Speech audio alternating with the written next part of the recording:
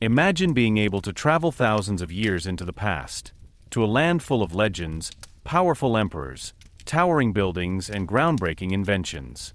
That's exactly where we're taking you today, into the fascinating history of China, one of the oldest and most influential civilizations in the world. But before we begin, I have a question for you.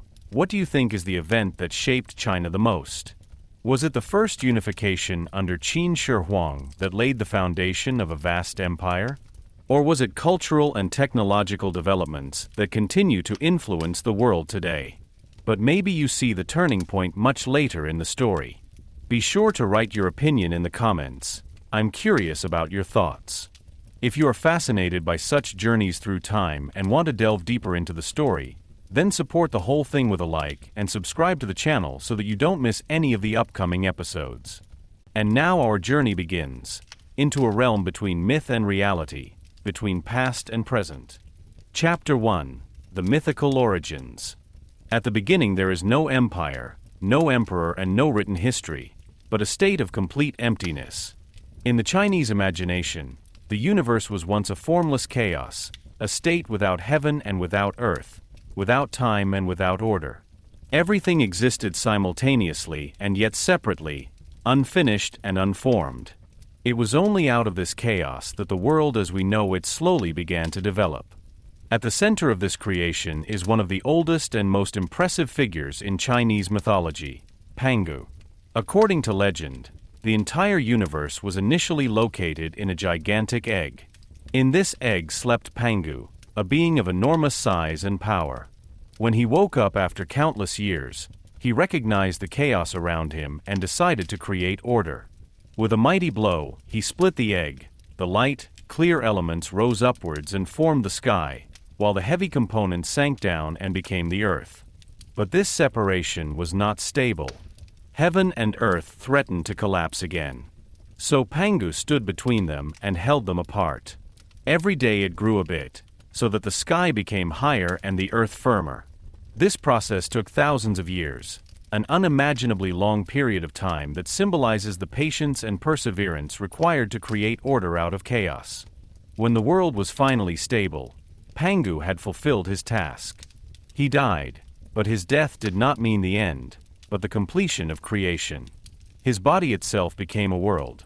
His breath turned into wind and clouds. His voice became thunder. His eyes became sun and moon. His blood flowed as rivers through the landscape. His muscles became fertile soils, and his bones formed the mountains. Even his sweat fell on the earth as rain. This idea is deeply symbolic. It shows a world in which everything is interconnected, in which nature does not exist separately from humans, but comes from the same source. Man is not placed above nature, but part of it. This thinking was to shape Chinese culture for thousands of years. But although the world now existed, it was still empty. There were no people, no society, no consciousness. At this point, another central figure appears, Nuwa. She is often depicted as a goddess with a human torso and snake-like abdomen, a being who herself symbolizes the connection between heaven and earth. According to tradition, Nuwa felt lonely in the newly created world. To fill this emptiness, she began to form figures out of yellow clay. With great care, she created the first humans. Each one was unique, with its own characteristics. But this work was tedious and time-consuming. So she developed a new method. She dipped a rope into the mud and hurled it through the air. The drops that fell to the ground also turned into people. This narrative was later often interpreted as an explanation for social differences. The carefully formed people were considered the noble and powerful, while the quickly created figures represented the common people. Whether this interpretation was originally intended or arose later is unclear, but it shows how closely mythology and social thought are connected. However, Nuwa was not only the creator of humanity, but also its protector. Another famous legend tells of how the sky was once damaged. A huge catastrophe struck the world. Fire raged, water flooded the land, and wild creatures threatened people's lives. The order that had previously been painstakingly created threatened to sink into chaos again. In this situation, Nuwa intervened. She melted colorful stones to repair the cracks in the sky, thus restoring cosmic order. To stabilize the Earth, she cut off the legs of a giant turtle and used them as supports for the world. Finally, she defeated the monsters and brought peace back. This story also carries a deeper meaning. It shows that order cannot be taken for granted. It must be preserved and sometimes recreated. At the same time, she emphasizes the role of wisdom, responsibility, and sacrifice. Nuwa does not act out of striving for power, but out of care. In addition to these two central figures, there are other figures who are considered so-called cultural heroes.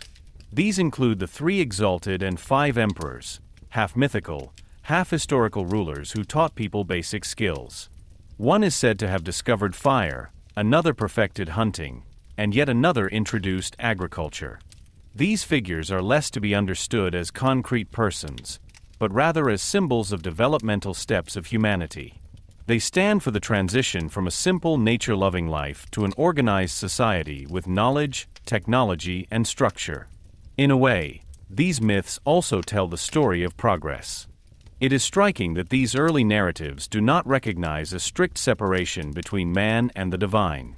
The characters are neither completely divine nor fully human. They move between worlds, trade, learn, and change their environment. This makes them seem approachable, and at the same time meaningful. Another central aspect of these myths is the role of nature. China was, and is, a country that is strongly influenced by its natural conditions. Especially the large rivers, such as the Yellow River, played a decisive role. They brought fertile soil, but could also cause devastating floods. This ambivalent relationship with nature is clearly reflected in the myths. Chaos and order, destruction and reconstruction. These contrasts run like a red thread through the stories. They form the basis for a way of thinking that was later developed further in philosophical concepts, such as yin and yang. Even though these terms are not yet explicitly mentioned in the early myths, their idea is already present. Opposites do not exist independently of each other, but in a dynamic equilibrium. Over time, these myths were not only passed on, but also interpreted and adapted. Each generation added new elements, emphasized certain aspects more or changed details. As a result, mythology remained alive. It was not a fixed system, but a mirror of the respective times. At the same time, these stories served as orientation. They explained not only how the world came into being, but also how one should live in it. They convey values such as harmony, respect for nature, and responsibility towards the community. These values would later become central components of Chinese culture. The myths also had a political significance. The idea that order must be created and maintained was transferred to the rulers. A good ruler should act like the mythical figures, wise, just, and in harmony with the world. This idea formed the basis for later concepts such as the mandate of heaven. Thus, the mythical origins are not isolated at the beginning of the story, but have an impact far beyond. They are not only narratives about the past, but also guidelines for the future. They connect nature, people, and society to form a greater whole. But at some point, the fog of legends begins to lift. The mythical figures become tangible figures. Symbolic narratives give rise to the first historical clues. Archaeological finds, early settlements, and the development of writing mark the beginning of a new phase. The world that was once shaped by gods and creators is now passing into the hands of humans. Stories become structures, legends become empires. And this is exactly where the next chapter begins, where myth and history meet for the first time. Chapter 2, The First Dynasties, Xia, Shang, and Zhou. With the end of mythical tales, a new phase begins in China, a time when legends slowly mix with tangible reality. It is not an abrupt transition, but a fluid process. Stories of divine creators and cultural heroes gradually give way to reports about rulers, cities, and social structures. It is precisely in this transition zone that the first dynasties emerge: Xia, Shang, and Zhou. They form the foundation of Chinese civilization as we know it today. The Xia dynasty is traditionally considered the first dynasty of China. But for a long time, it was more part of tradition than established history. It was not until archaeological finds in the 20th century, especially in the Erlitou region, that it became clear that complex societies with central organization must have existed very early on. Whether these are directly identical with the Xia dynasty remains controversial. Nevertheless, the Xia has enormous symbolic significance. It marks the beginning of a system that was to shape China for thousands of years: dynastic rule. At the center of the Xia stories is a character who is still considered the epitome of a sense of duty and perseverance: Yu the Great. His story begins with a catastrophe. Huge floods devastate the land, destroy crops, and threaten the survival of the people. Earlier attempts to stop the water failed. Dams break, and the floods return again and again. Yu takes a different approach. Instead of blocking the water, he decides to direct it. He is digging canals, deepening rivers, and creating new paths for water. It is a fundamental idea, not to fight against nature, but to work with it. This approach later becomes a central element of Chinese thought. According to legend, Yu dedicates his entire life to this task. He travels through the country, organizes workers, supervises construction projects, and renounces a normal life. Particularly impressive is the story that he passes by his own house 3 times without entering. He is so committed to his task. Finally, he manages to bring the floods under control. The country is stabilizing, and people can live in safety again.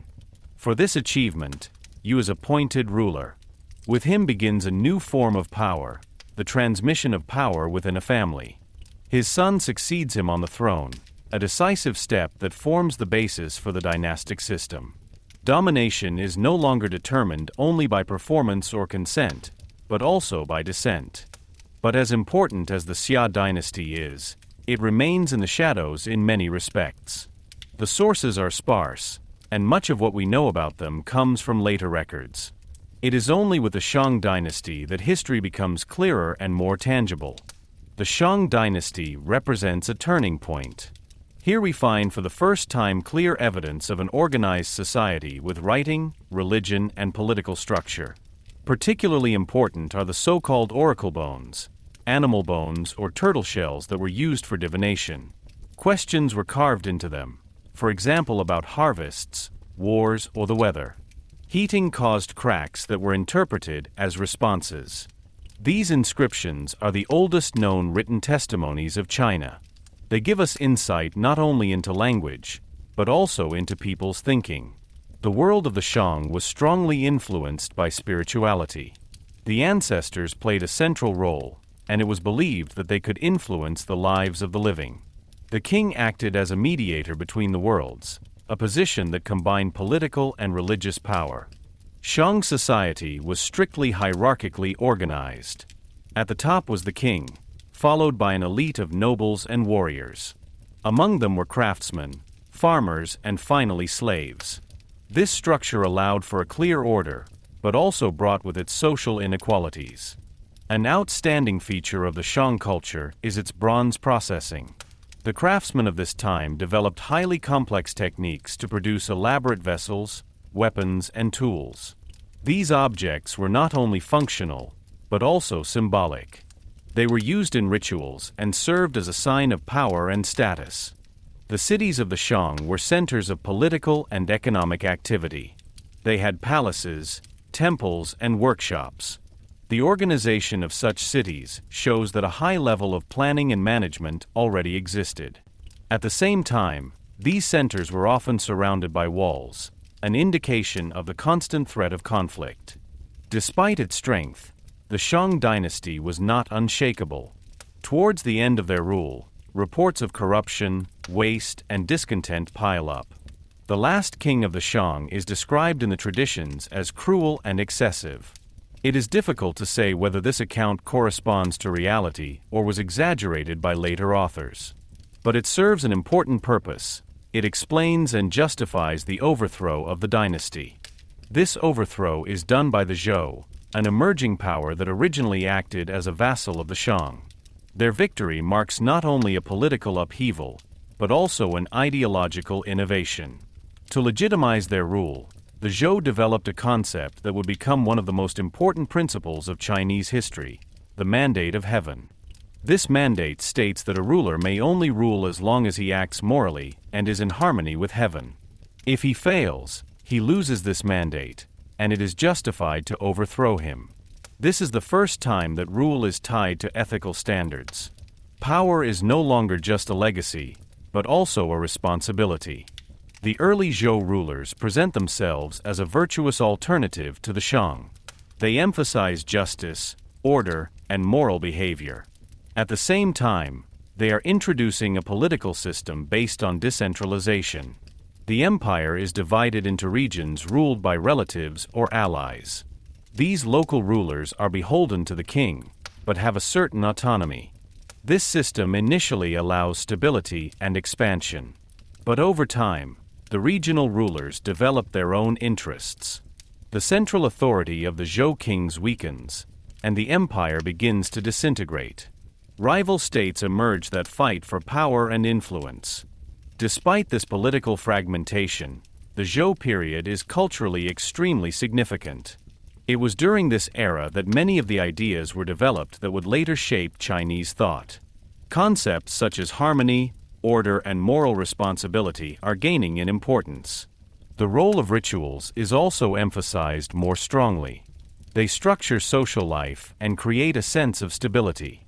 The script continues to develop and is increasingly used for administration and communication. This makes it possible to organize larger areas efficiently and disseminate cultural values. At the same time, the first philosophical approaches emerged, which were later worked out in the major schools of thought. If you look at the three dynasties together, there is a clear development. The Xia stands for the transition from myth to structure, the Shang for the establishment of culture and writing, and the Zhou for the combination of power and morality. Each of these phases builds on the previous one and contributes to the emergence of a complex civilization. But this development is not linear. Progress often goes hand in hand with conflict. Stability is always challenged by chaos. It is precisely this field of tension that drives the story forward. At the end of the Zhou dynasty, the balance is again disturbed. Power is fragmented, authority weakened, and conflicts are increasing. But something new also emerges from this chaos. A time begins in which not only wars are fought, but also ideas emerge, ideas that will have a lasting impact on China's future. This is how the chapter of the first dynasties ends. It is a time of construction, innovation, and change. A time in which the foundations are laid for everything that follows. Chapter 3: The Warring States Period. After centuries of relative order under the Zhou dynasty, an era marked by profound upheaval begins. The central power of the Zhou kings has long since been weakened, their authority only symbolic. What was once a united empire is increasingly disintegrating into individual states that pursue their own interests. This disintegration gave rise to one of the most turbulent and at the same time most formative phases in Chinese history, the Warring States period. This epoch, which lasts from about the 5th to the 3rd century BC, is characterized by almost continuous conflicts. Powerful states such as Qin, Chu, Qi, Yan, Han, Zhao, and Wei are fighting for supremacy. Alliances are formed and broken again, strategies are developed and discarded, battles are won and lost. War is becoming an everyday reality, not only for the rulers, but also for the population. But it is not only a time of destruction. Paradoxically, it is precisely in this chaos that an extraordinary intellectual flowering emerges. While fighting is going on the battlefields, scholars, thinkers, and teachers struggle to find answers to the great questions of humanity.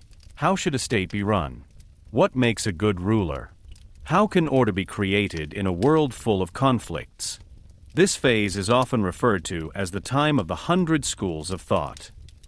Different philosophical currents emerge, compete with each other, and influence each other. 3 of these schools were to become particularly influential: Confucianism, Taoism, and legalism. At the heart of Confucianism is the idea that order in society is achieved through moral behavior. The most important representative of this doctrine is Confucius. He lived in a time of political disintegration and was looking for ways to restore harmony. His answer was not military strength, but ethical principles. Confucius emphasized the importance of relationships, between ruler and subject, between parents and children, between friends. Every person has a role in society, and when everyone fulfills this role responsibly, a balance is created. Respect, a sense of duty and education are at the heart of his teaching. A good ruler, according to Confucius, does not lead by fear, but by example. At the same time, a completely different way of looking at the world is developing: Taoism. While Confucianism seeks order through structure and rules, Taoism emphasizes the return to naturalness. One of its central representatives is Laozi, to whom the work Tao Te Ching is attributed. Taoism assumes that there is a natural path, the Tao, that everything follows. Instead of fighting against this path, people should learn to live in harmony with it. This often means doing less instead of more, letting go instead of controlling. At a time when many are striving for power, this philosophy almost seems like an antithesis: calm, withdrawn, and deeply connected to nature. A third school of thought takes a much more pragmatic approach: legalism. In contrast to the moral or spiritual teachings of the other schools, this one is mainly about efficiency and control. One of the most important representatives is Han Fizi. The legalists assume that people are selfish by nature. Therefore, order can only be maintained through clear laws and severe punishments. A strong state does not need moral appeals, but a functioning system of reward and punishment. This idea may seem harsh, but in a time of permanent war, it offers a seemingly reliable basis for stability.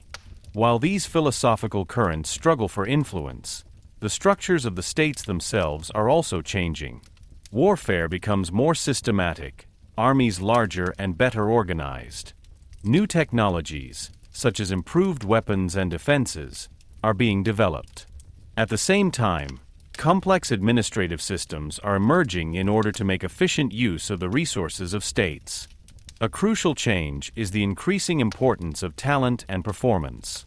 Whereas in the past it was mainly nobility and descent that decided political power, skills are now gaining in importance. Rulers are specifically looking for capable advisors, strategists, and civil servants, regardless of their origin.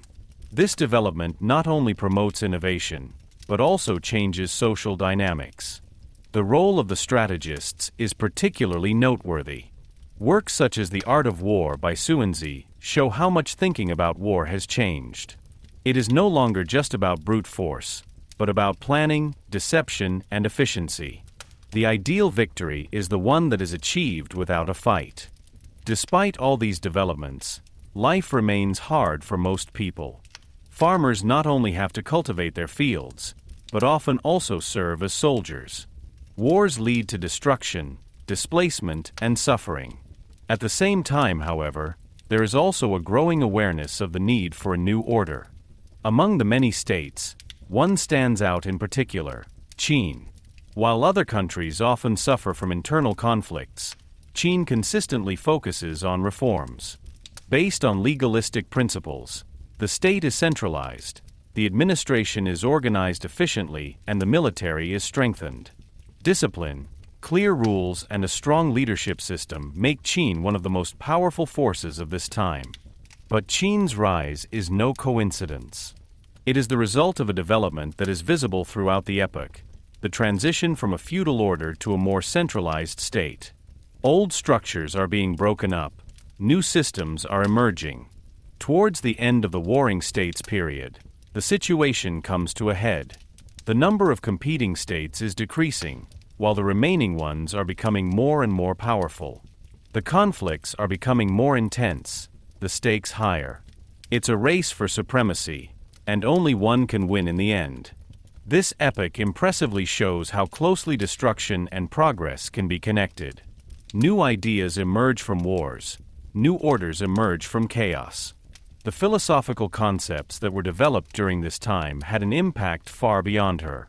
They shape not only politics, but also culture, society, and people's thinking.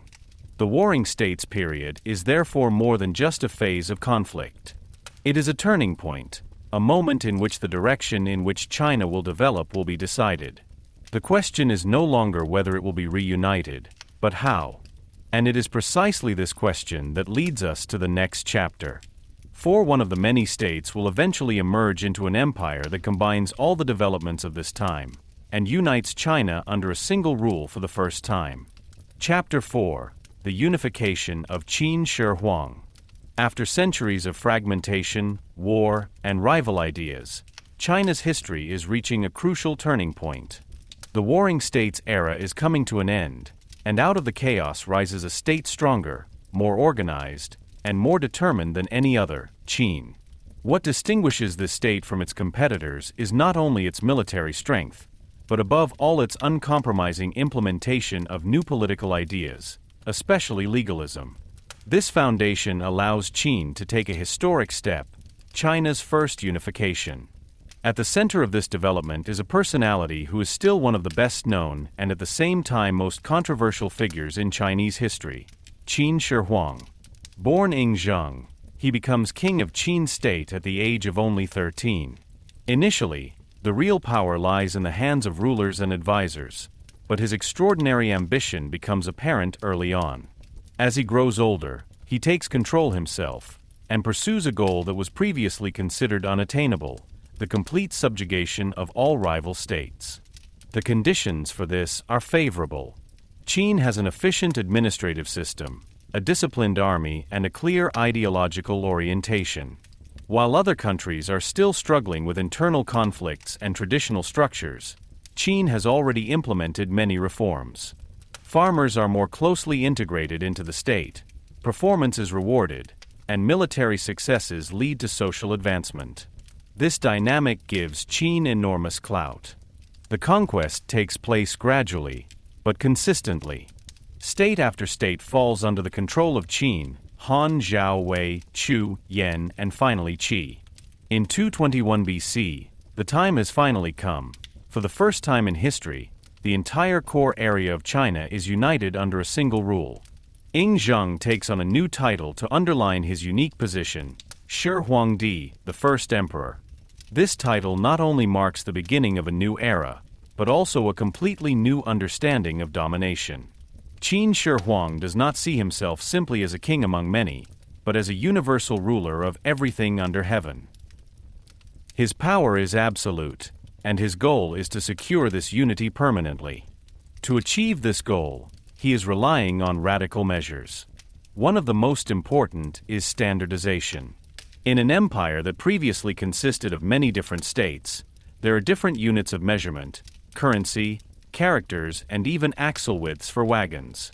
This diversity makes administration, trade, and communication more difficult.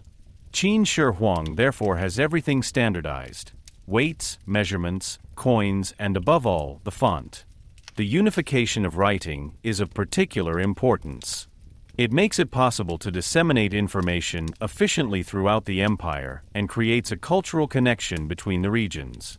Even though the spoken language continues to differ, it creates a common written system, a crucial step for China's long-term unity. At the same time, the emperor expanded a comprehensive road network. These roads connect the main regions of the empire and facilitate not only trade but also the movement of troops. Infrastructure is becoming an instrument of control and integration. But Qin Shi Huang does not rely only on organization and administration. He also relies on deterrence. The legalistic ideology on which his state is based assumes that strict laws and harsh punishments are necessary to ensure order. Offenses are punished consistently and often brutally. Criticism is not tolerated, and even the smallest violations of the rules can have serious consequences.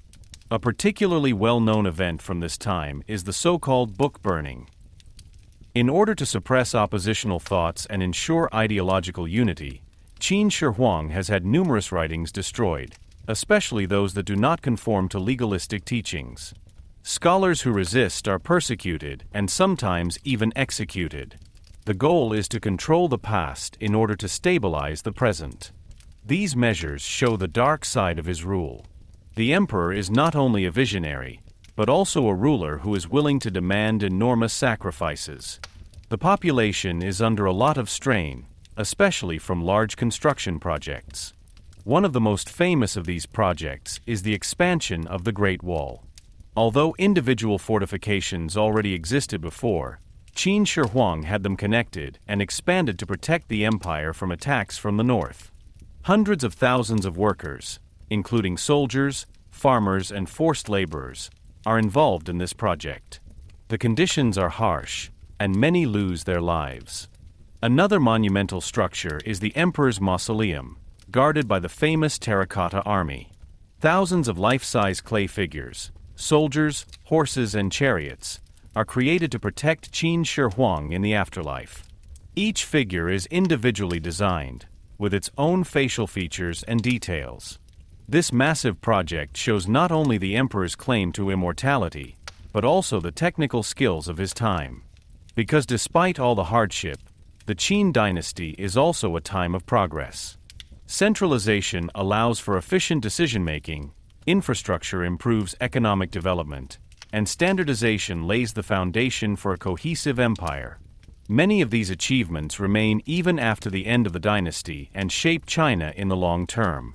But it is precisely this combination of progress and oppression that is the problem. Qin Shi Huang's rule is stable as long as he lives, but it is not sustainable. The strict laws, the high burden on the population, and the lack of tolerance for criticism are leading to growing dissatisfaction. In addition, there is the personality of the emperor himself.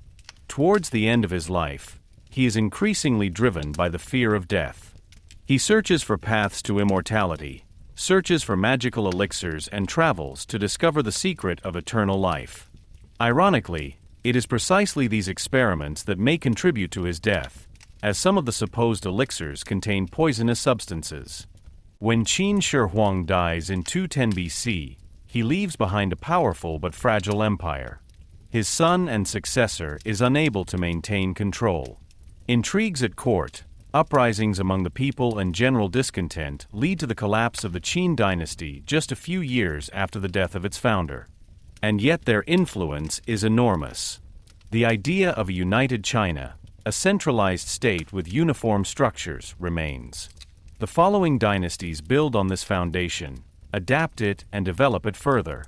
Qin Shi Huang himself remains an ambivalent figure. For some, he is a tyrant who ruled with a heavy hand and sacrificed countless lives. For others, he is a visionary who laid the foundation for China as we know it today.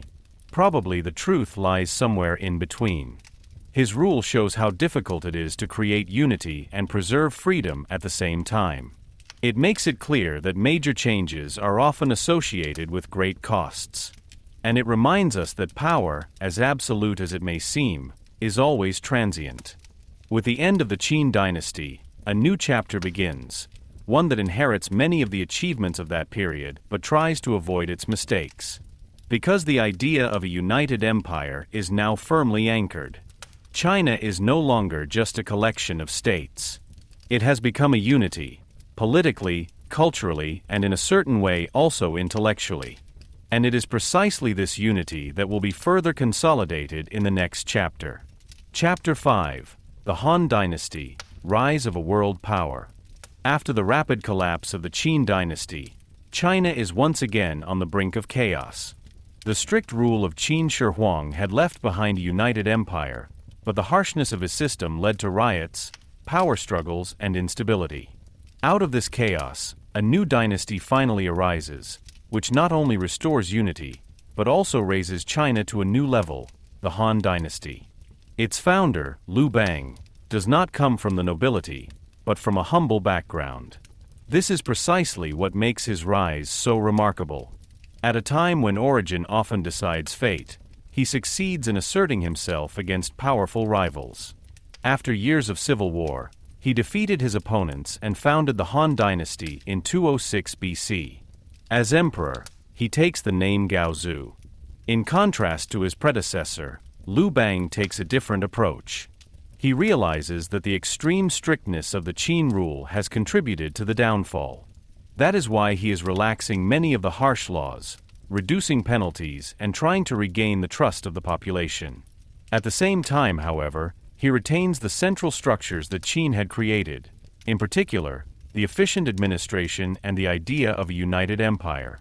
This mixture of continuity and adaptation is proving successful. The Han Dynasty manages to establish stability and consolidate the empire. But it is not only political stability that characterizes this era. It is a time of growth, innovation, and cultural blossoming. A key factor in this success is the development of a new management system. While in earlier times it was mainly nobility and descent that decided on political office, education is now becoming increasingly important. Civil servants are selected based on their skills, not just their background. This principle laid the foundation for the later examination system that would shape the Chinese bureaucracy for centuries. At the same time, Confucianism becomes the official state ideology. The teachings of Confucius, which were previously only one of many philosophical currents, now become the basis of the political order. Values such as a sense of duty, respect, education, and moral behavior are at the center. The state sees itself not only as a power structure, but also as a moral authority. Under the Han Dynasty, a close connection between government and scholars developed. Education is becoming a path to social advancement, and knowledge is being given a high priority. This development not only strengthens the administration, but also shapes society as a whole. Another significant aspect of this period is the expansion of the empire. Especially under Emperor Wu, one of the most powerful rulers of the Han Dynasty, China reaches a new dimension. It expands the borders of the empire to the west, north, and south and secures important trade routes. One project plays a central role in this, the Silk Road. This trade route connects China with Central Asia, the Middle East, and even the Mediterranean. They are used to transport not only goods, such as silk, spices, and precious metals, but also ideas, technologies, and cultural influences. For the first time, China is entering into an intensive exchange with other civilizations and becoming part of a global network. The Silk Road is more than just an economic factor. It is a symbol of openness and connection. It also brought new religions and ways of thinking to China, including Buddhism, which would later play an important role. In addition to trade and expansion, the Han Dynasty is also a time of significant technological advancements. One of the most important inventions of this era is paper. It enables a simpler and cheaper dissemination of knowledge and makes a significant contribution to the development of education and administration. Important progress is also being made in other areas, such as metalworking, agriculture, and medicine. Agriculture remains the basis of society. Improved techniques, such as the use of iron tools and more efficient irrigation systems, increase productivity. This leads to population growth and strengthens the economic basis of the empire. But despite all these successes, the Han Dynasty is not free of problems. Over time, tensions arise within society. Large landowners are gaining more and more power, while many farmers are suffering from debts and taxes. This inequality leads to discontent and occasional riots. There are also conflicts at court. Intrigues, power struggles, and the influence of eunuchs and imperial family members weaken the central authority. Especially in the later years of the dynasty, the political situation became increasingly unstable. A significant turning point is the so-called Rebellion of the Yellow Turbans in the 2nd century AD. This movement, which is fed by religious and social discontent, leads to a large-scale uprising against the government. Although the uprising is eventually crushed, it clearly shows how deeply rooted the problems are in the Reich. At the same time, the power of regional military leaders, who are acting increasingly independently, is growing. Central control crumbles, and the empire begins to fragment again. The once strong Han Dynasty is losing influence and stability. In 220 AD, the Han Dynasty finally officially ended, but their influence remains. Many of the structures, ideas, and achievements of this period shape China far beyond its end. The idea of a unified empire, the importance of education and administration, and the cultural values of Confucianism remain central elements of Chinese identity. The Han Dynasty is often considered one of the greatest periods in Chinese history, not only for its power, but also for its cultural and intellectual achievements. It manages to consolidate China's unity not only politically, but also culturally. Even the name Han lives on. To this day, most ethnic Chinese refer to themselves as Han Chinese, a sign of how deeply this era is anchored in the collective consciousness. But as so often in history, a period of strength is followed by a phase of uncertainty. With the end of the Han Dynasty, a period of division and conflict begins again. Various forces fight for control, and the empire disintegrates into several centers of power. This marks the end of one of the most important dynasties, and at the same time a new chapter full of challenges, upheavals, and legendary stories begins. Chapter 6: Decay and Partition, Three Kingdoms and Qin. With the end of the Han Dynasty in 220 AD, the unity that had characterized China for centuries broke down. What remains is not an orderly empire, but a power vacuum. Regional warlords, once in the service of the emperor, are now fighting for supremacy. This unstable situation gives rise to an epoch that is characterized by chaos and fascination in equal measure, the time of the Three Kingdoms. Three major power blocks are emerging: Wei in the north, Shu in the west, and Wu in the south. Each of these states claims the legitimate succession of the Han Dynasty, but none is strong enough to completely defeat the others. Instead, a balance of power emerges, unstable, conflictual, and full of intrigue. In the north, the kingdom of Wei establishes itself under the leadership of Cao Cao, one of the most influential and at the same time most controversial warlords of the time. Although he never formally assumes the title of emperor, he effectively controls the government and uses the last Han emperor as a political tool. Cao Cao is known for his strategic acumen, his reforms, and his ability to gather talented people around him. He realized early on that military strength alone was not enough. Administration, agriculture, and loyalty were just as crucial. In the West, the Shu Empire emerges, founded by Liu Bei, who sees himself as the legitimate heir to the Han Dynasty. Liu Bei is a figure often portrayed as a symbol of virtue and humanity in Chinese culture. Unlike many other warlords, he tries to build his rule on moral principles. He is supported by the brilliant strategist Zhuge Liang, whose intelligence and foresight are legendary. Finally, in the south, the kingdom of Wu is established under Sun Quan. Unlike the other two empires, Wu benefits from its geographical location. The natural barriers of the south, rivers, mountains, and dense forests, provide protection from attacks. At the same time, Wu developed a strong fleet and became the dominant naval power of the time. The relationship between these three empires is complex. Alliances are formed and broken again, battles decide on power shifts, and diplomatic maneuvers play as big a role as military strength. One of the most famous encounters is the Battle of the Red Rock, in which the combined forces of Shu and Wu achieve a decisive victory against Wei. This battle later becomes one of the most famous events in Chinese literature and history. The time of the Three Kingdoms is not only politically significant, but also cultural.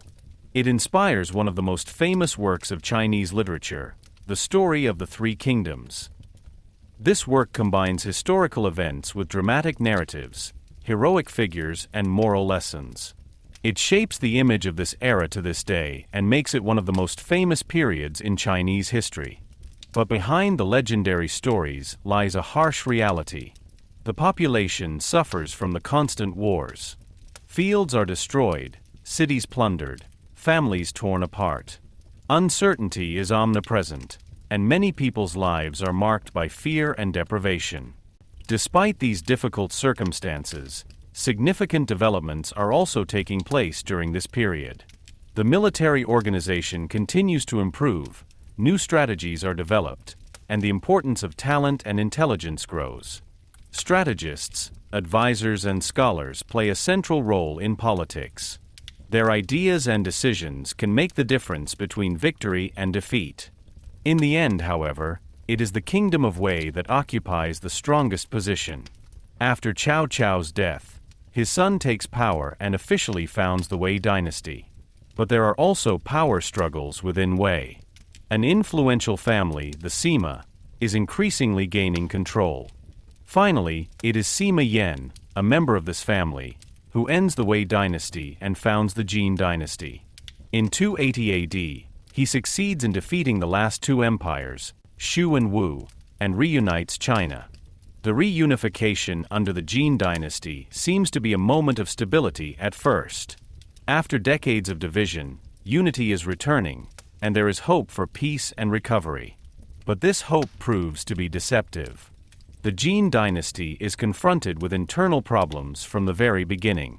Power struggles within the imperial family, especially between different princes, lead to conflicts that become known as the War of the Eight Princes. These conflicts weaken the Reich considerably and destabilize the political order. At the same time, external threats are increasing. Nomadic peoples from the north take advantage of the weakness of the Qin Dynasty and invade the empire. These invasions eventually lead to the collapse of Qin rule in the north. The capital is conquered, and the emperor has to flee. China is divided again, this time into a northern and a southern part. While a remnant dynasty of the Qin continues to exist in the south, several short-lived empires are emerging in the north, which are controlled by different groups. This phase is later known as the 16 Kingdoms period. Despite all this political turbulence, cultural development does not stand still. On the contrary, especially in times of uncertainty, many people are looking for new answers. Taoism is gaining in importance, and Buddhism is also beginning to spread more widely in China. These spiritual currents offer orientation in a world that is characterized by instability. Art and literature are also evolving. The experiences of war, loss, and change find expression in poems, stories, and philosophical texts. These works give insight into the thoughts and feelings of the people of that time. The Three Kingdoms and Qin Dynasty epochs is therefore a time of contrasts. It is characterized by destruction and suffering, but also by innovation and cultural flourishing. It shows how closely progress and crisis can be linked. At the same time, it becomes clear that China's unity can always be achieved, but it cannot be taken for granted. It must be constantly resecured and stabilized. Without strong structures and responsible leadership, it threatens to break up at any time. This realization will greatly influence the dynasties that followed. The experiences of this time serve as a warning, but also as an incentive to develop better systems. At the end of this epoch, China is once again at a turning point. The political landscape is fragmented, but the cultural and intellectual foundations are richer than ever.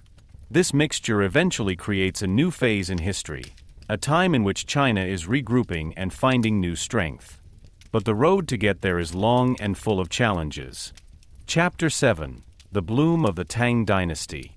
After centuries of division, political instability, and changing rulers, a new era of unity and strength began in the 7th century. With the founding of the Tang Dynasty, not only political order returned, but also a feeling of new beginnings. It is a time when China is not only consolidating itself, but also becoming one of the most influential centers in the world. The Tang Dynasty is still considered one of the great golden ages of Chinese history, characterized by cultural flourishing, economic growth, and remarkable openness. The foundation for this ascent was laid before the Tang, but it was Li Yuan who founded the new dynasty in 618 AD. Under his son, Tang Taizong, the empire quickly achieved stability and strength. Taizong is considered one of the most capable rulers in Chinese history. He combines military skill with political foresight and knows how to integrate talented advisors into his government. Under his leadership, the administration is reformed and further developed. The civil service system, which had already been established in earlier dynasties, is now being systematized. Exams are becoming increasingly important, and education is becoming the key to political careers. This system not only ensures more efficient administration, but also fosters a culture of learning and intellectual development. At the same time, the Tang Empire is expanding. Through military successes and skillful diplomacy, the sphere of influence is considerably expanded. China becomes the dominant power in East Asia, and many neighboring states recognize the authority of the Tang. This political strength creates the basis for economic and cultural exchange. A central element of this heyday is the capital Chang'an, today's Xi'an. It is not only the political center of the empire, but also one of the largest and most cosmopolitan cities in the world at that time. Traders, scholars, artists, and travelers from different regions come together here. The streets are filled with languages, smells, and ideas from all over the world. Its location on the Silk Road makes Chang'an an important hub for international trade. Goods from Central Asia, Persia, India, and even the Roman Empire are coming to China, and vice versa. Silk, porcelain, and tea are exported, while spices, gemstones, and new technologies are imported. But it is not only material goods that shape this exchange. Religions and philosophies also find their way to China. Buddhism, which had already been introduced earlier, experienced a special flowering in the Tang period. Monasteries are created, texts are translated, and Buddhist art continues to develop. At the same time, Taoism and Confucianism remain important components of intellectual life.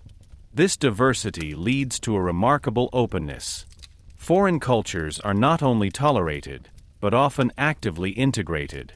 This attitude makes the Tang Dynasty one of the most international epochs in Chinese history.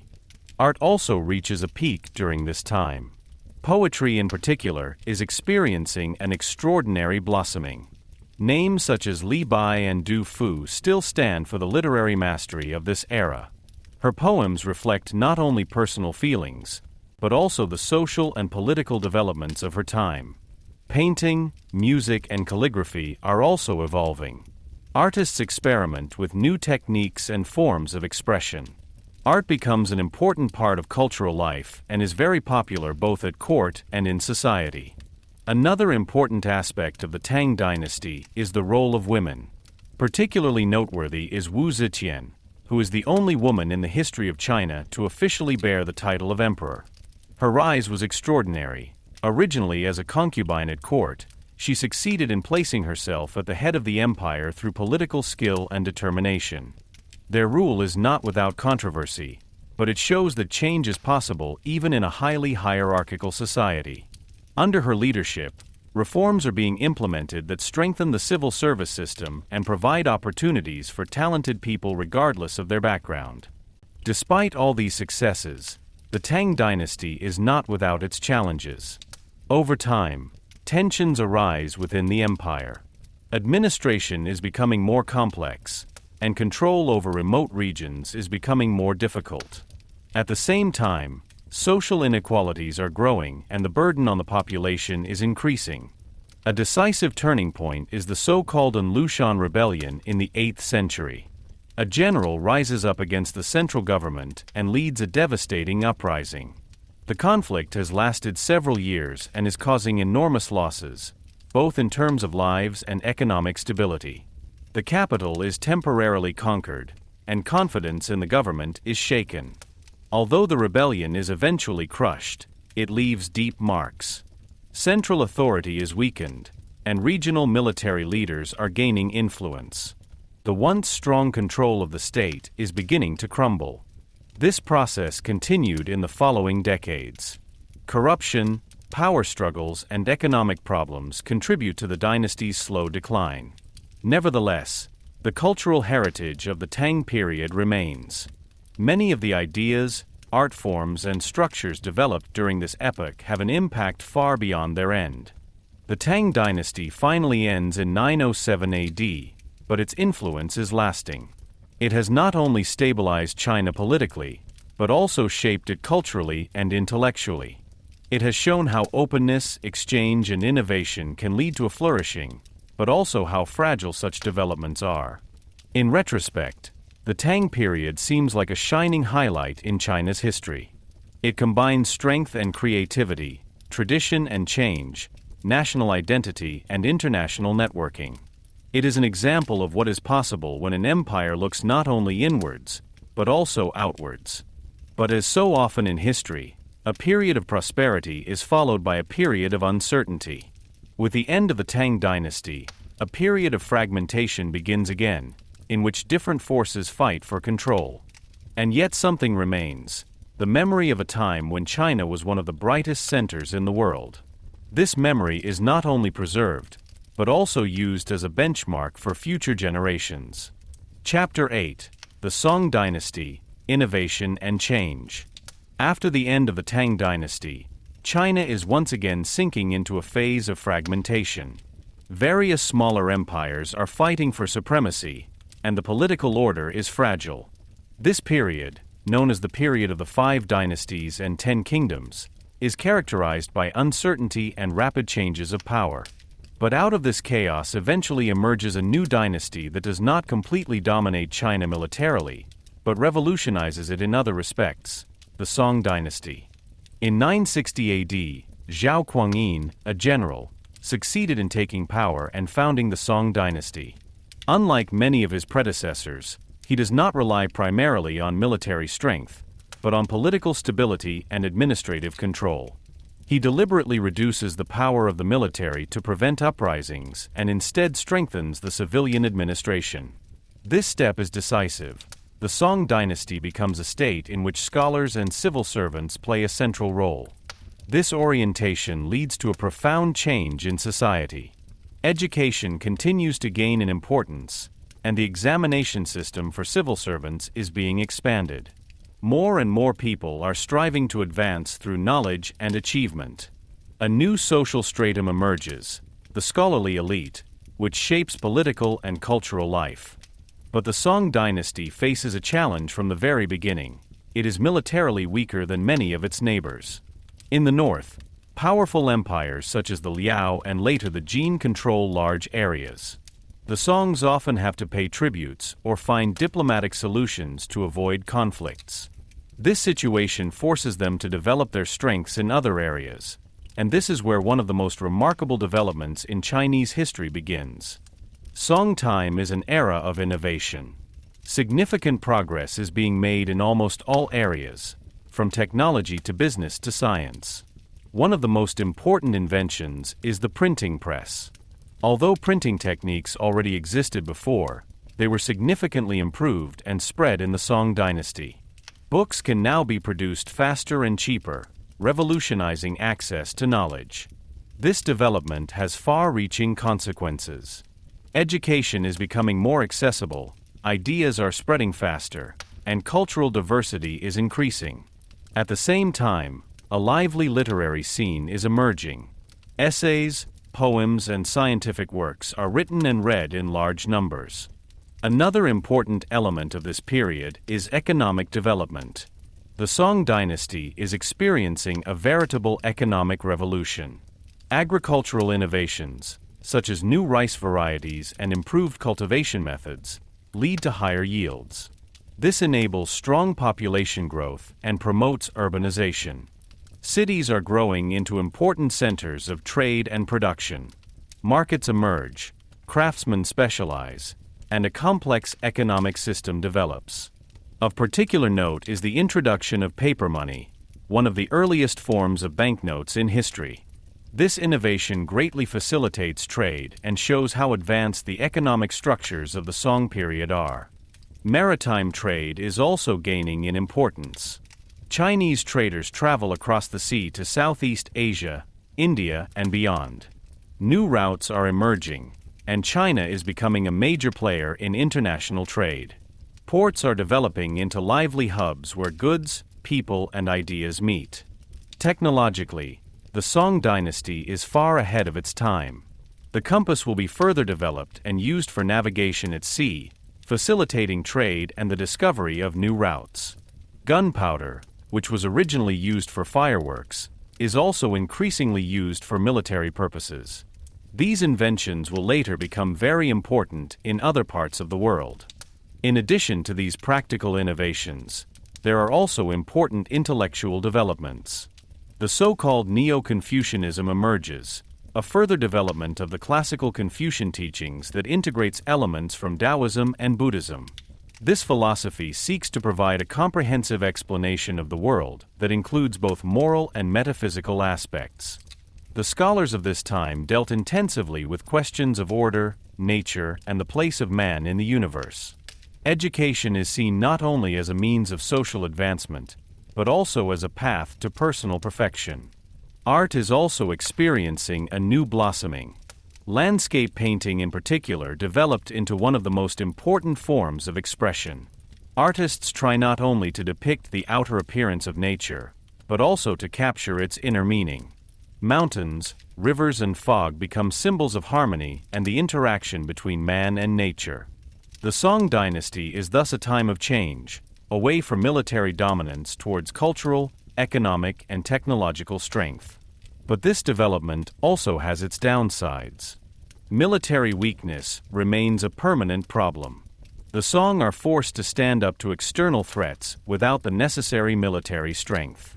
This leads to a defensive policy that is not sufficient in the long term.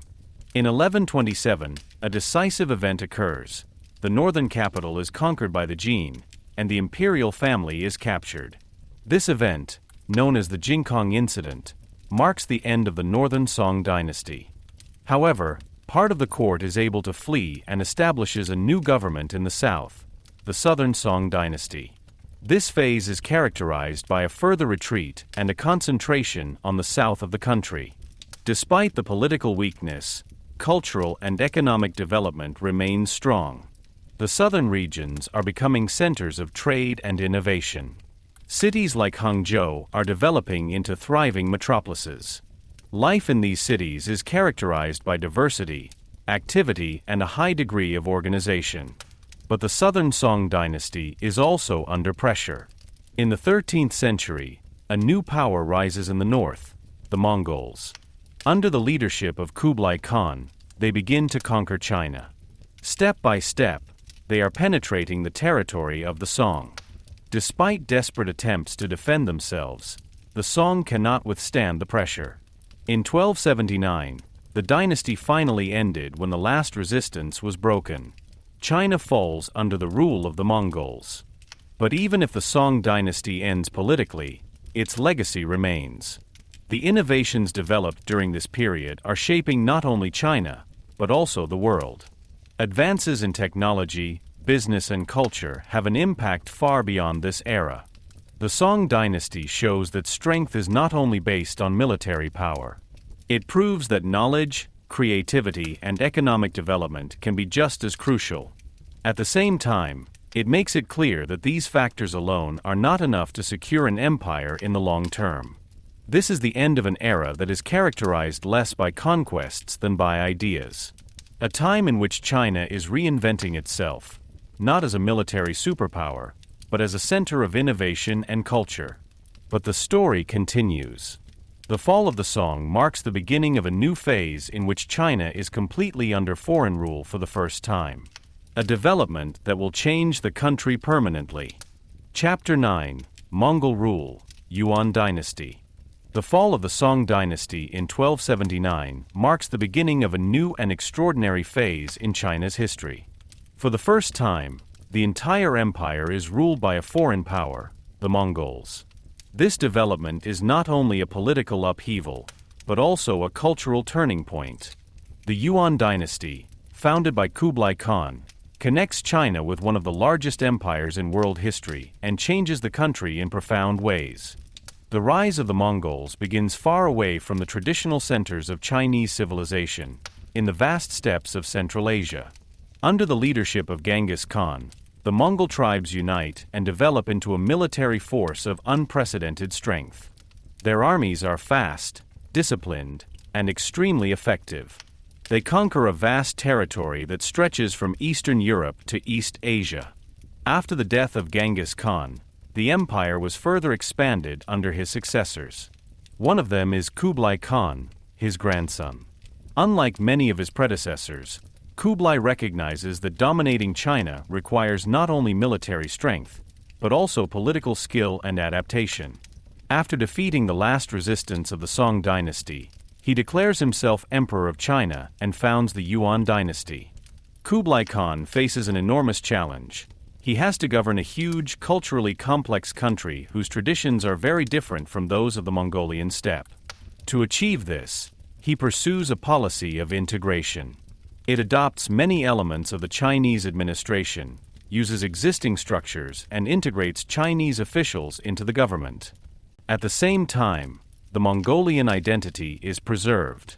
The rule of the Yuan is characterized by a clear social hierarchy.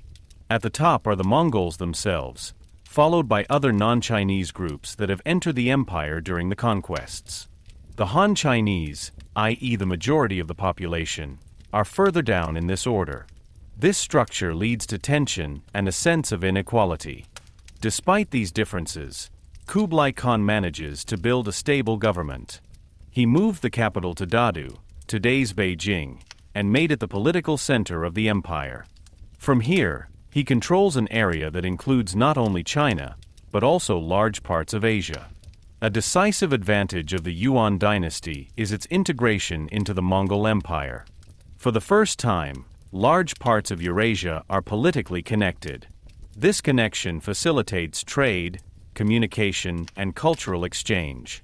The Silk Road is experiencing a new heyday as long-distance travel becomes safer. This openness also attracts people from distant regions. Traders, missionaries, and travelers come to China and report on their experiences. One of the most famous among them is Marco Polo, who spent several years at the court of Kublai Khan. His reports contribute to China becoming known in Europe as a rich and fascinating country. Trade flourishes during this time. Goods, ideas, and technologies are exchanged over long distances. China continues to export silk, porcelain, and other goods, while at the same time new influences are coming into the country. This phase of exchange promotes innovation and cultural diversity. There are also developments within the empire. The infrastructure is being improved, roads and canals are being expanded, and the administration is being further organized. Kublai Khan is trying to increase the efficiency of the state while maintaining control over the large area. But despite this progress, the Yuan dynasty remains marked by tensions. The social hierarchy leads to dissatisfaction among the Chinese population. Many feel disadvantaged and excluded. At the same time, Mongol rulers often struggle to fully understand and control the complex structures of Chinese society. Another problem is the economic burden. Large construction projects, military campaigns, and maintaining the vast empire require enormous resources. The government is increasingly resorting to paper money, which can lead to inflation and economic instability. Natural disasters also play a role. Floods, famines, and diseases hit the population hard and increase discontent. At a time when trust in the government is already limited, such events can quickly lead to riots. After the death of Kublai Khan, the Yuan dynasty gradually begins to lose stability. His successors are often less capable and cannot maintain control of the empire in the same way. Intrigues at court, power struggles, and political inefficiency weaken the central authority. In the course of the 14th century, the problems increased. Rebellions erupt, led by various groups opposing Mongol rule. One of the best-known movements is that of the Red Turbans, which pursues both religious and political goals. These uprisings mark the beginning of the end of the Yuan dynasty. Control over the empire dwindles, and more regions withdraw from central power. Finally, a rebel leader succeeds in overthrowing Mongol rule and founding a new dynasty. In 1368, the Yuan dynasty officially ended. The Mongols are retreating to the north, and China is once again ruled by a native dynasty.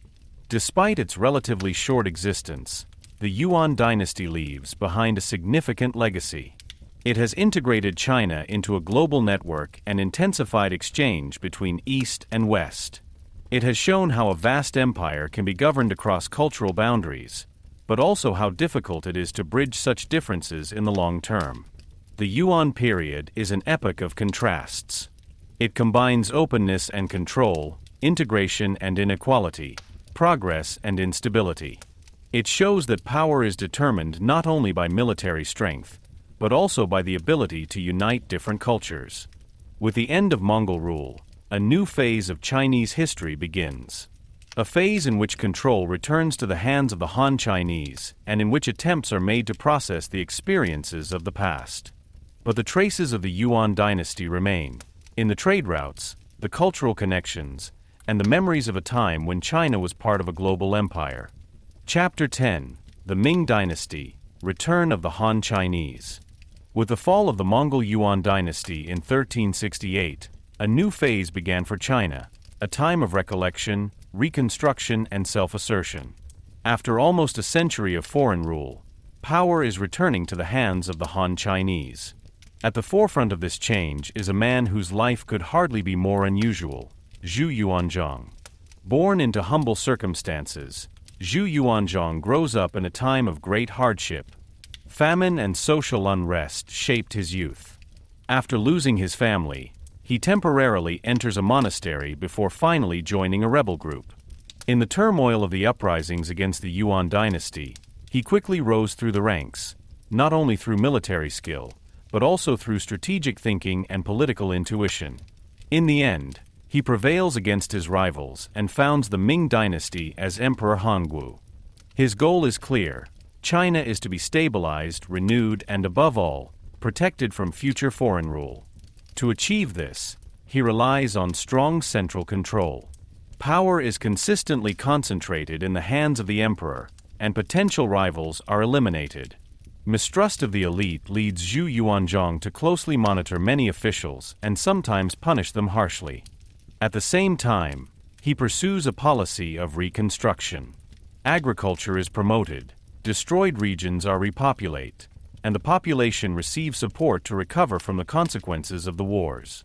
Land reforms and tax breaks help to strengthen the economic basis of the empire. Another central aspect of his rule is the revival of traditional values. Confucianism is once again becoming the ideological basis of the state, and the civil service system is being strengthened. Education and moral behavior are central, and the administration should function efficiently and fairly. But despite these measures, Zhou Yuanzhang's rule remains characterized by control and strictness. His experiences from the chaotic years before he came to power have made him cautious, and sometimes suspicious. This tension between order and fear characterizes the early Ming period. After his death, his successors take over a stabilized empire, but new challenges also arise. One of the most important rulers of the Ming dynasty is the Yongle Emperor, who not only consolidates power, but also implements ambitious projects. Under his rule, the capital is moved from Nanjing to Beijing. One of the most impressive buildings in Chinese history is being built there, the Forbidden City. This huge palace complex became the political and symbolic center of the empire.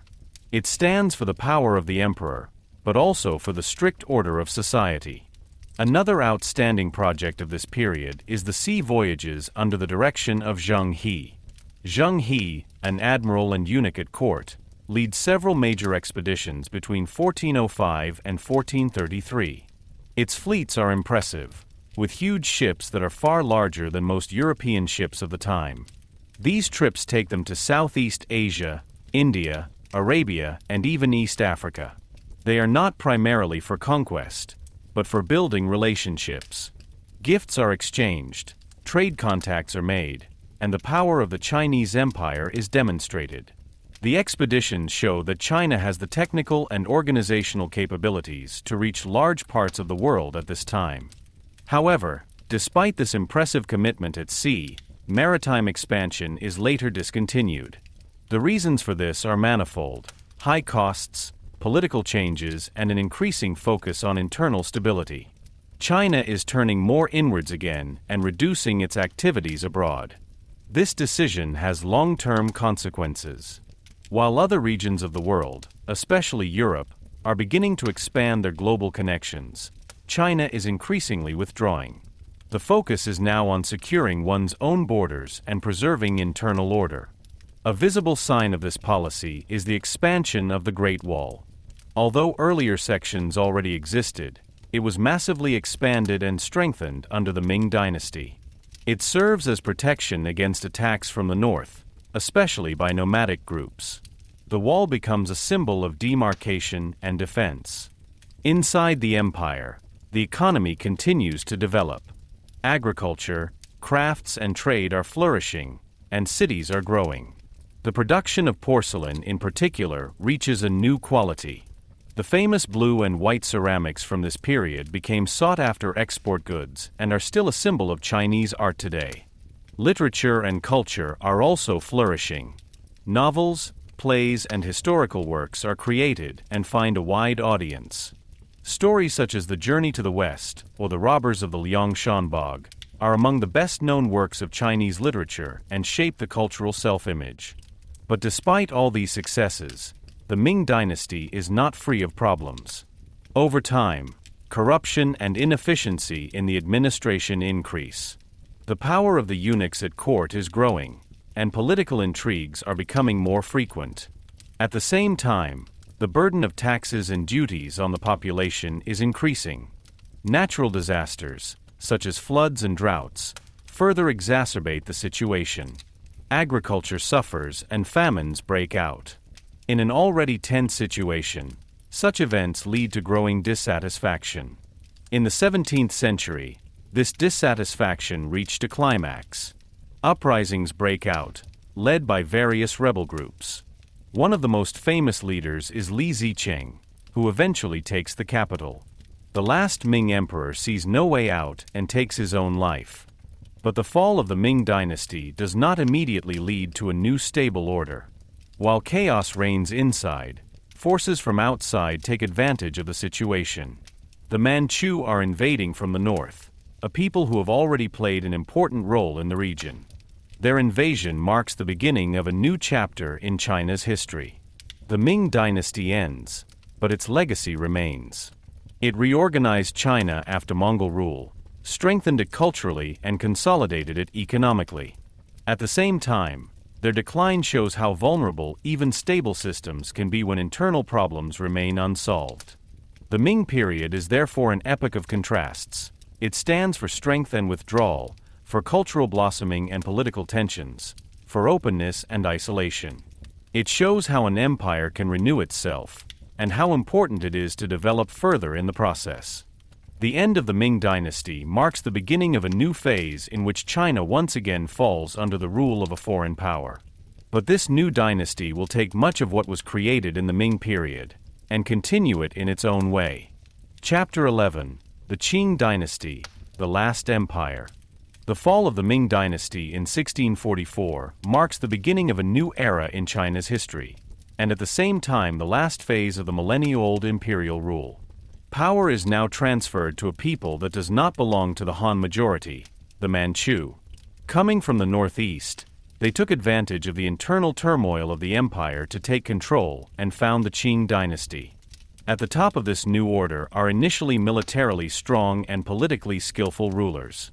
One of the most important among them is Qing Shi Emperor. His long reign brings stability and consolidation. He manages to gain the trust of large parts of the population, even though he belongs to a foreign ethnicity. Through clever politics, military strength, and cultural openness, he consolidates the rule of the Qing. The Manchus face a challenge. They must rule a vast empire whose culture, language, and traditions are very different from their own. Instead of suppressing these differences, they pursue a strategy of integration. They adopt many elements of Chinese administration, promote Confucianism, and work closely with the existing scholarly elite. At the same time, they preserve their own identity.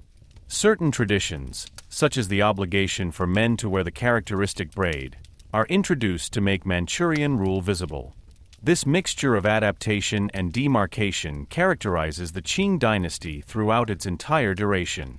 Under the rule of emperors such as Kangxi and his successor Qianlong Emperor, the empire reaches a phase of great strength. China's borders are being significantly expanded. Regions such as Tibet, Xinjiang, and Mongolia are integrated into the empire. China is becoming one of the largest and most populous empires in the world. This expansion brings not only territorial size, but also cultural diversity. The Qing Empire encompasses numerous ethnicities, languages, and traditions. Managing such an area requires a high degree of organization and flexibility. Economically, China is also experiencing a boom during this time. Agriculture is being developed. New crops, such as corn and sweet potatoes, are being introduced and increasing yields. This leads to strong population growth. Cities are growing, markets are flourishing, and trade is increasing. International trade also plays an important role. The export of tea, silk, and porcelain in particular makes China a sought-after trading partner. European traders, especially from countries such as the UK, are showing great interest in Chinese goods. But the ratio is unbalanced. China needs only a few products from Europe, while the demand for Chinese goods is high. This inequality leads to tensions. European powers are looking for ways to change trade in their favor. One of these methods is the opium trade. British traders begin to bring opium to China and sell it there. The drug spreads rapidly and leads to social and economic problems. The Qing government is trying to stop the trade. This eventually leads to a conflict with Great Britain, the First Opium War. China is militarily inferior and has to accept defeat. In the treaties that followed, the country was forced to make concessions, including the opening of ports and the cession of territories. These events mark a turning point. For the first time, it is becoming clear that China is no longer the dominant power it once was. The military and technological superiority of the Western powers is challenging the traditional system. Inside the empire, the problems are intensifying. The population continues to grow, while resources remain limited. Poverty, unemployment, and social inequality are increasing. These tensions erupted in a series of uprisings. One of the most devastating is the Taiping Uprising in the 19th century.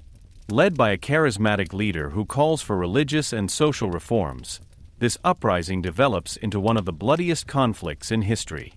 Millions of people are killed, and large parts of the country are devastated.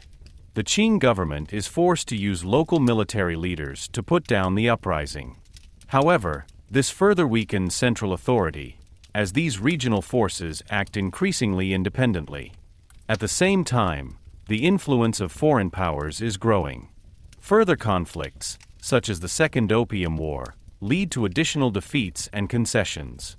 China is being forced to open up more, leading to a loss of control and sovereignty. In view of these challenges, reform movements emerge within the Reich. Some officials recognize that change is necessary to keep up with the modern world. They are trying to adopt Western technologies and methods without abandoning traditional values. But these reforms are meeting with resistance. Conservative forces fear the loss of cultural identity and reject change. These tensions lead to further conflicts, both within the government and in society. A particularly dramatic event is the Boxer Rebellion, in which parts of the population turn against foreign influence and Christian missionaries. The uprising is finally crushed by an international alliance, which once again highlights the weakness of the Qing Dynasty. In the early 20th century, the empire was severely weakened. The emperor's authority is limited, and many people lose faith in the traditional order. Revolutionary ideas are gaining in importance, and demands for an end to the monarchy are becoming louder. In 1911, the revolution finally occurred. Various groups rise up against the Qing government, and within a short period of time, imperial rule collapses. The last emperor, a child, is forced to abdicate. This event marks the end not only of the Qing dynasty, but also of the millennia-old system of imperial rule in China. A new era begins, marked by uncertainty, but also by the desire for change. The Qing dynasty leaves behind a complex legacy. It has made China a major territorial power and enabled a long period of stability. At the same time, their decline shows how difficult it is to adapt to a changing world.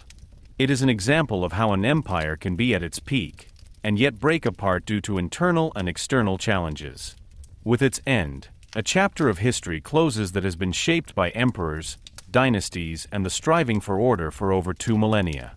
But China's history is far from over. Because something new emerges from the collapse of the old, a search for a modern identity in a changing world. Chapter 12: The Collapse of the Empire. The end of the Qing Dynasty in 1911 marked the end of not only one rule, but an entire system that had shaped China for more than 2 millennia. The imperial era, once the foundation of political order and cultural identity, collapses under the pressure of internal crises and external influences. But this collapse is not a sudden event. It is the result of a long process in which tensions continue to build. As early as the 19th century, it became clear that the traditional system was reaching its limits. The military defeats against Western powers, especially in the Opium Wars, painfully show how far China has fallen behind technologically and organizationally. The forced treaties, territorial losses, and economic dependencies undermine the authority of the Qing government and shake the self-image of the empire. At the same time, dissatisfaction is growing inside. The population suffers from poverty, natural disasters, and rising taxes. Major uprisings such as the Taiping Rebellion or the Boxer Rebellion have already severely shaken the country and claimed millions of lives. Although the government succeeds in crushing these movements, the price is high, central power is weakened, while regional forces gain influence. In this situation, new ideas are born. Intellectuals, reform thinkers, and young students are beginning to question the existing system. They see that China has to change in order to survive in a modern world. Some call for reforms within the existing order, others go further and question the monarchy itself. A central player in this movement is Sun Yat-sen. He becomes one of the most important figures in the transition from the imperial era to the republic. Sun Yat-sen advocates the idea of a modern independent China based on the principles of nationalism, democracy, and social justice. His vision stands in stark contrast to the traditional order. There are certainly attempts to reform the empire. Particularly well known is the so-called 100-Day Reform in 1898, in which the young Emperor Guangxu tries to initiate profound changes. The aim is to modernize the education system, reform the administration, and strengthen the economy. But these reforms meet with massive resistance from conservative forces at court, especially from the powerful Empress Dowager Cixi. The reform movement is quickly stopped, and many of its supporters are persecuted. This failed reform shows a fundamental problem. The system is too rigid to fundamentally change itself. While other countries are beginning to industrialize and adapt their political structures, China is lagging behind in many areas. At the beginning of the 20th century, the situation came to a head. Economic problems are increasing, and the presence of foreign powers in the country is growing. Railways, trade zones, and concessions are increasingly controlled by foreign interests. Many Chinese perceive this as humiliation and loss of sovereignty. In this atmosphere, resistance is growing. Revolutionary groups organize themselves underground, spread their ideas, and plan the overthrow. Dissatisfaction is also increasing within the military. Soldiers who come into contact with modern ideas begin to question the existing system. The decisive moment came in 1911. An uprising breaks out in the city of Wuchang, which is initially localized, but spreads quickly. Provinces declare their independence from the Qing government, and within a few weeks, the dynasty loses control of large parts of the country. The revolution of 1911 is not a uniformly controlled overthrow, but a movement supported by different groups. What they have in common is the desire for change and the end of imperial rule. In view of these developments, the Qing government has little room for maneuver. The last emperor, Puyi, is still a child at this time. The real power lies with his advisors, but they also realize that the situation can no longer be controlled. In 1912, the abdication was finally announced. This officially ends the imperial rule in China, a system that had determined the political order for 2 millennia. It is a historic moment that marks the end of an era and ushers in the beginning of a new one. But the end of the monarchy did not solve the problems. On the contrary, the new republic faces enormous challenges. There is a lack of stable institutions, political experience, and a common vision for the future of the country. Sun Yat-sen is appointed the first provisional president of the Republic of China. But his power is limited, and he is dependent on the support of military leaders. One of them, Yuan Shikai, soon takes on a central role. Yuan Shikai has military strength and political influence. At first he supports the Republic, but soon it becomes clear that he has ambitions of his own. He tries to concentrate power and make himself emperor. However, this attempt fails and leads to further instability. After his death, China disintegrates into a phase of the so-called warlord era. Regional military leaders control different parts of the country, fighting each other and pursuing their own interests. The central government is weak, and the country is once again fragmented. Despite this political uncertainty, new developments are also emerging. Education, science, and culture are experiencing a new beginning. Movements such as the New Cultural Movement call for a departure from traditional values and a turn towards modern ideas. Democracy, science, and individual freedom are becoming central topics. The role of women is also beginning to change. Education is becoming more accessible, and traditional restrictions are increasingly being questioned. These social changes show that the collapse of the empire is not only a political event, but also a cultural turning point. At the same time, the threat from outside remains. Japan, which has modernized rapidly, is gaining increasing influence in East Asia. In the early 20th century, it began to control parts of China and expand its power. China is thus in a phase of transition, between past and future, between tradition and modernity. The collapse of the empire has opened the way for change, but it has also created new uncertainties. This time is characterized by a search for identity, for stability, for a new political system.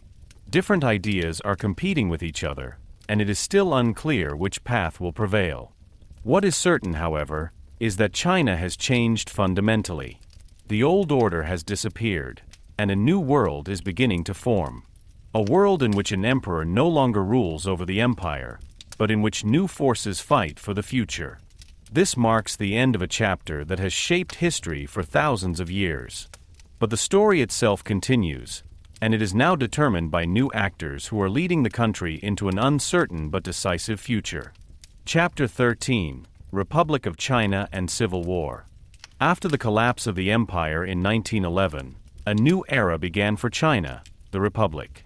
It not only ends the millennia-old imperial rule, but also a political system that had shaped the country for thousands of years. But the transition is far from smooth. The country is fragmented, the power of central institutions is weak, and regional warlords control large parts of the territory. This new era is marked by hope, experimentation, political conflicts, and finally a long civil war that profoundly shapes the country. The Republic of China is initially provisionally led by Sun Yat-sen, the charismatic founder and mastermind of the revolution. Sun Yat-sen represents the three principles of the people: nationalism, democracy, and the principle of prosperity. His goal is to create a modern China that is no longer represented by dynasties, but by a political system in which civil rights, the rule of law, and social justice are central. The reality, however, is more complicated. The country is still highly fragmented. Many former imperial officials, regional military leaders, and local rulers have vested interests of their own and refuse to recognize the authority of the central government. Sun Yat-sen is forced to compromise while trying to stabilize the republic. His vision of a united China is difficult to implement as long as local forces retain control of their territories. At the beginning of the republic, a crucial player enters the political scene: Yuan Shikai, a powerful military leader who previously served under the last Qing government. Yuan Shikai uses his military strength to influence the Provisional Republic and eventually becomes president. But his quest for absolute power leads to conflicts. He tries to appoint himself emperor, which meets with widespread resistance and ultimately fails. This advance clearly shows how fragile the political order is at that time. After the death of Yuan Shikai, the republic disintegrates into numerous regions controlled by warlords. This period, which became known as the Warlord Era, was marked by constant struggles for territory, resources, and influence. Cities are besieged, trade routes are blocked, and the population suffers from violence and insecurity. Despite the efforts of the central government, it is not possible to assert the authority of the state over the entire country. At the same time, political movements are emerging that are trying to fundamentally change China. Intellectuals, students, and activists are joining forces to promote new ideals. The new cultural movement calls for modernization, education, and reform. It calls for an end to traditional structures, more rights for the population, and a stronger role for science. It was in this atmosphere that ideas were born that later led to the founding of the Chinese Communist Party. The founding of the Communist Party in 1921 marked a decisive turning point. It stands for a radical break with the old order and pursues the goal of creating a new social order based on socialist principles. At the same time, the nationalists, led by Chiang Kai-shek, are emerging, fighting for a united centralized republic and wanting to push back the influence of the communists. A conflict arises between these two forces, nationalists and communists, which soon escalates into open civil war. At first, the two sides work together briefly to fight regional warlords, but the ideological differences are irreconcilable. In 1927, the alliance broke up, and the conflict between nationalists and communists began at the national level. The civil war is brutal and far-reaching. Entire regions become theaters of war, millions of people flee or die as a result of the fighting. Cities are besieged, villages are burned down, and the economy comes to a standstill in many places.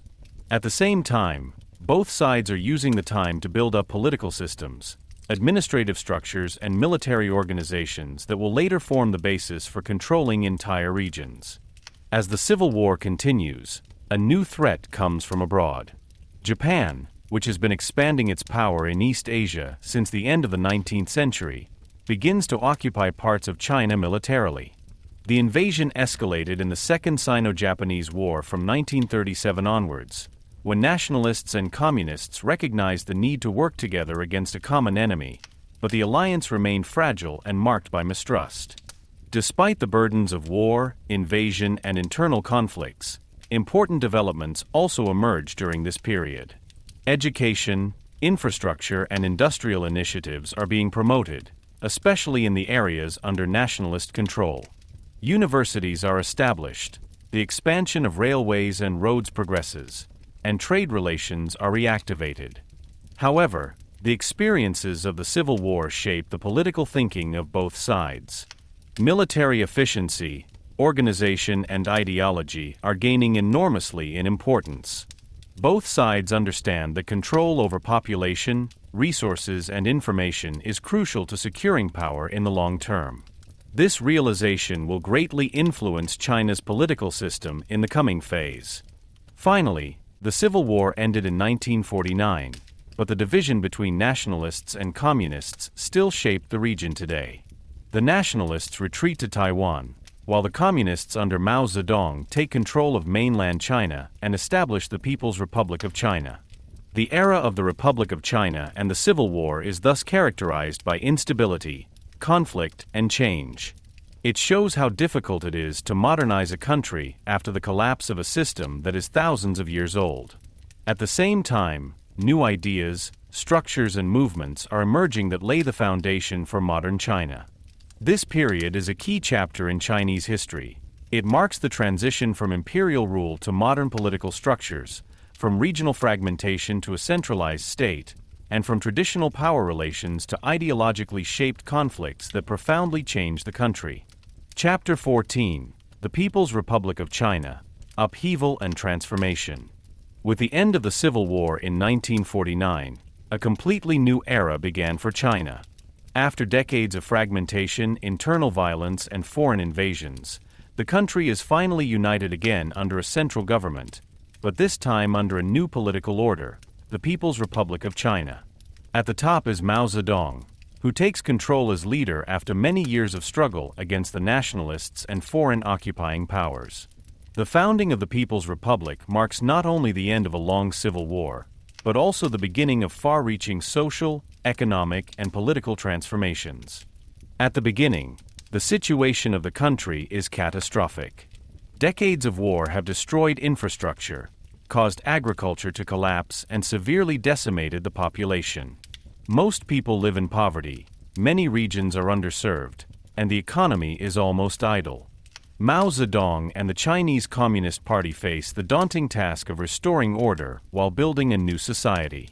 One of the first goals of the new government is to consolidate power. Regions that were previously controlled by warlords must now be integrated into the central system. Local rulers are either replaced or integrated into the system, and a strong bureaucratic network is built to make the administration efficient. In parallel, the army is being reorganized to ensure internal security and protect the borders. At the same time, a comprehensive social change begins. Large landowners lose their privileges, land is redistributed, and farmers are given their own fields for the first time.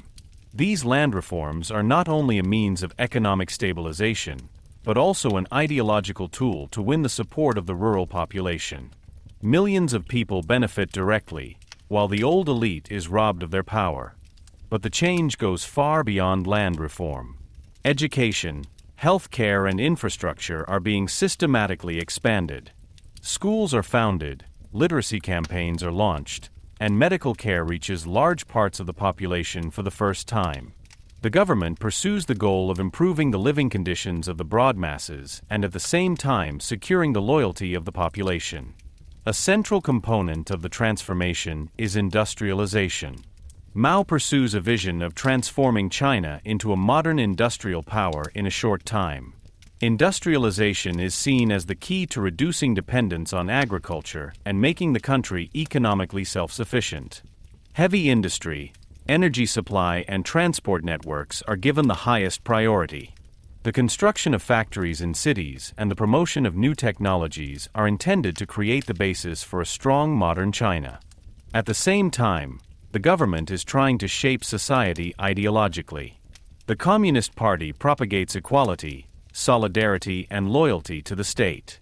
Propaganda and education serve to involve the population in the new system and to convey the historical significance of the revolution.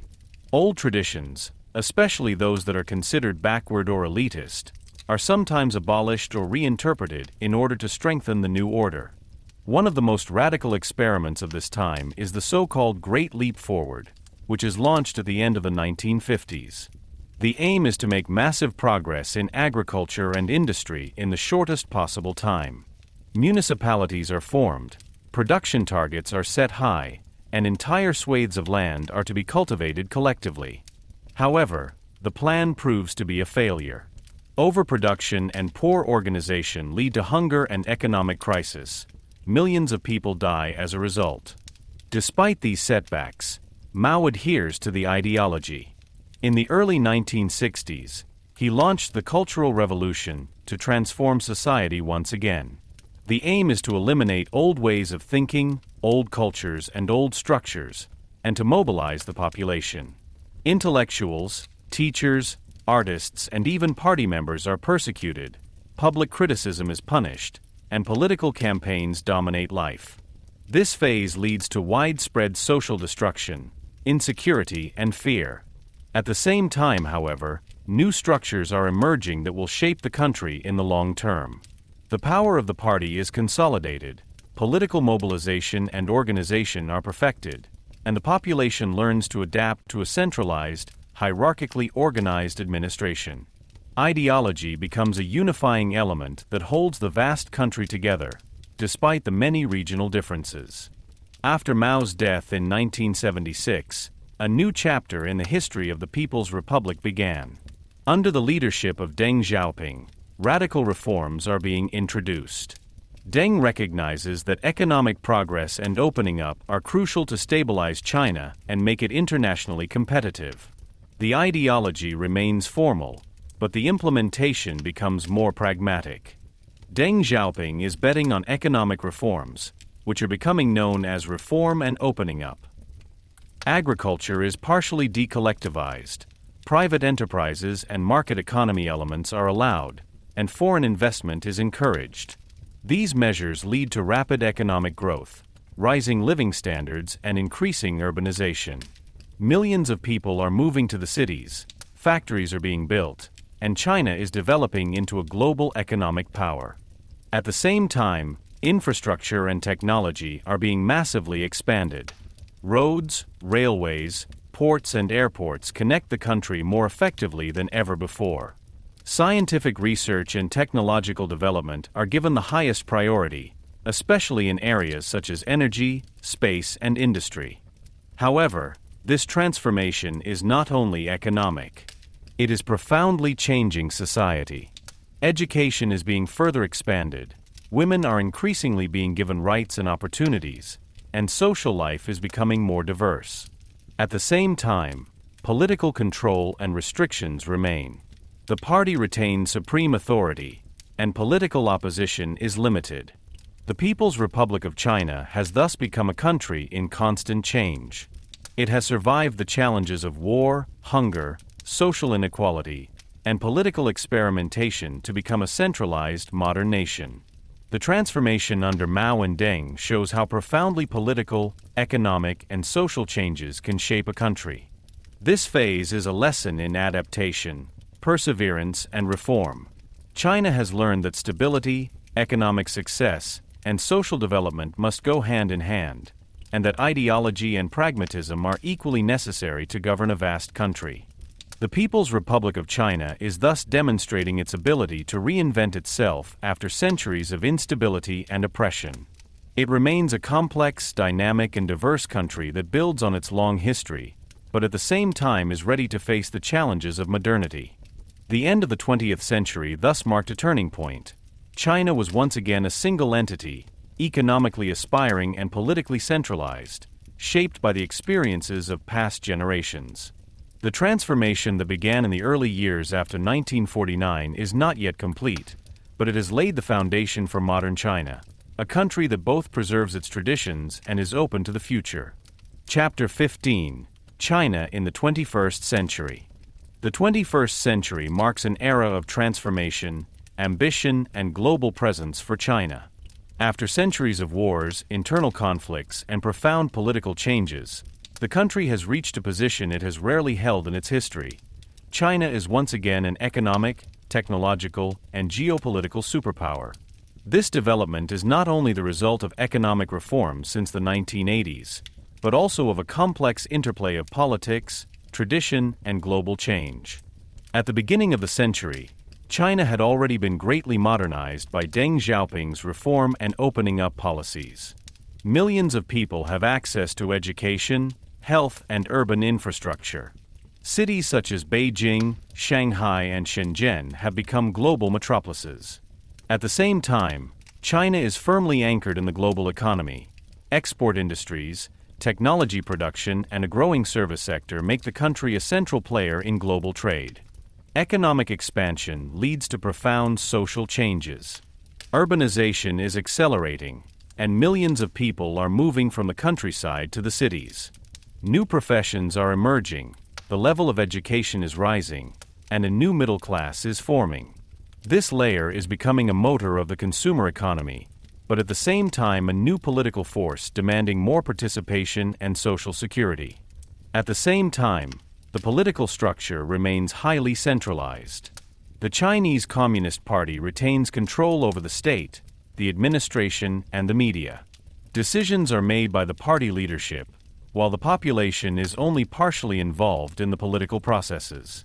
This system allows for the rapid implementation of major projects and policies, but it also creates tensions as individual freedoms remain restricted. A central element of China's strategy is technological modernization. China is investing massively in research, infrastructure, and digital technologies. Areas such as artificial intelligence, space, renewable energy, and high-speed trains are becoming priorities. The country is pursuing the goal of being a global leader in key technologies in the coming decades. At the same time, new industries are emerging that both create jobs and open up international markets. China is also expanding geopolitically. With initiatives such as the Belt and Road Initiative, the country is creating links with countries in Asia, Europe, Africa, and Latin America. Roads, ports, railway lines, and energy projects are financed and built. This strategy promotes economic cooperation, political alliances, and international influence.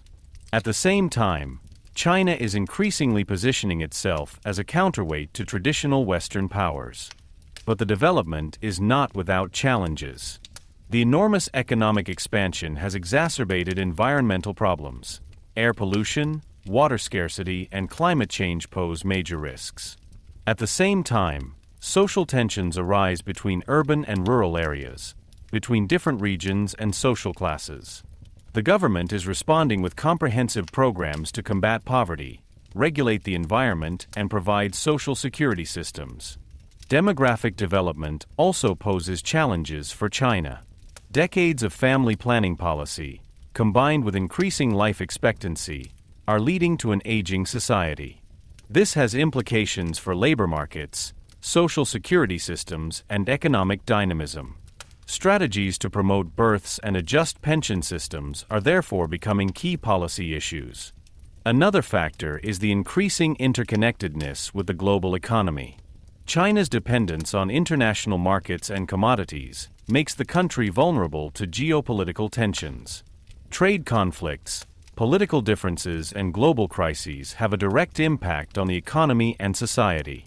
At the same time, networking opens up opportunities for knowledge transfer, innovation, and cultural exchange.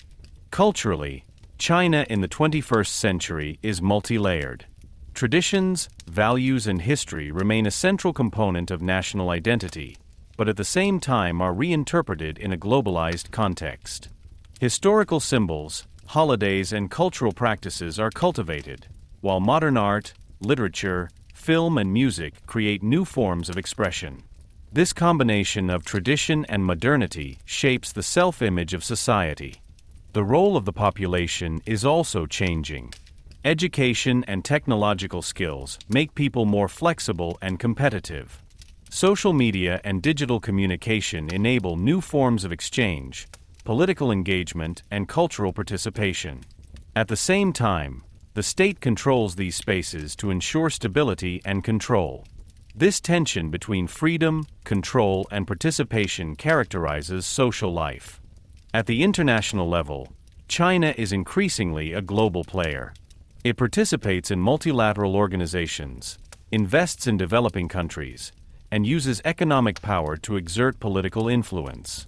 At the same time, the country faces growing expectations and critical voices from the international community, especially with regard to human rights, environmental issues, and trade policy. Despite these challenges, the development remains impressive. Economic growth, innovative strength, and political stability make China a decisive factor in world politics. The country plays a key role in global supply chains, energy projects, technological standards, and international negotiations. China in the 21st century is thus a country in the field of tension between tradition and modernity, between central control and global integration, between economic strength and social challenges. The transformation that began in the reforms of the 1980s has changed the country permanently, but the process is not yet complete. China's history shows once again that change and continuity go hand in hand. Ancient cultural values, historical experiences, and collective identity remain the foundation, while innovation, global networking, and political modernization shape the future. China today is a country that builds on thousands of years of history, but at the same time is ready to meet the challenges of the modern world. In the 21st century, China is thus at a crossroads. The balance between tradition, modernization, social stability, and global responsibility will determine the next phase of its history. The state shows that it has learned from the past, actively shapes the present, and sets the course for the future. China's transformation is an ongoing process, a story of resilience, adaptability, and ambition that will continue to shape the world in many ways.